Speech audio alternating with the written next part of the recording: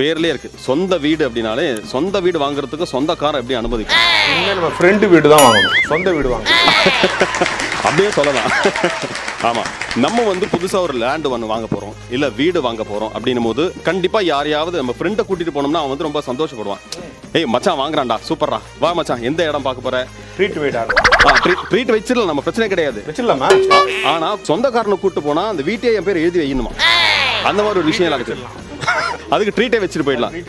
So friend என்ன பண்ணுவான், வா மச்சான் சூப்பர்ரா, நீ வந்து ஒரு வீடு வாங்க போற, லேண்ட் வாங்க போற அப்படின்னு சொல்லிட்டு அவன் வந்து என்ன பண்ணுவான், எல்லாத்தையும் ஃபுல்லாக சுற்றி பார்த்துட்டு இந்த இடத்துல இந்த ஸ்கூலு கம்மியாக இருக்கு மச்சான், பசங்க படிக்கிறதுக்கு சரி இருக்காது, இங்கேருந்து பஸ் ஸ்டாப் வந்து ஒரு கிலோமீட்டர் சரி இருக்காது, நீ இந்த இடத்துக்கு போகாத வேற இடத்துக்கு போ அப்படின்னு சொல்லிட்டு ஒரு நல்ல ஒப்பீனியன் கொடுப்பான். ஆனால் சொந்தக்காரங்களை கூப்பிட்டு போகிறோம் அப்படின்னம்னா அவங்க எடுத்த உடனே நம்ம பக்கத்தில் எதுவுமே பார்க்க மாட்டாங்க. வீட்டு வாசல் மேல் என்ன ரஞ்சித் 3 படிக்கட்டு தான் இருக்கு, 4 இருக்கணுமே அப்படின்வாங்க. அதாவது படிக்கட்டுலயே வாஸ்துவை பார்க்குற ஆட்கள் தான் நம்ம சொந்தக்காரங்க.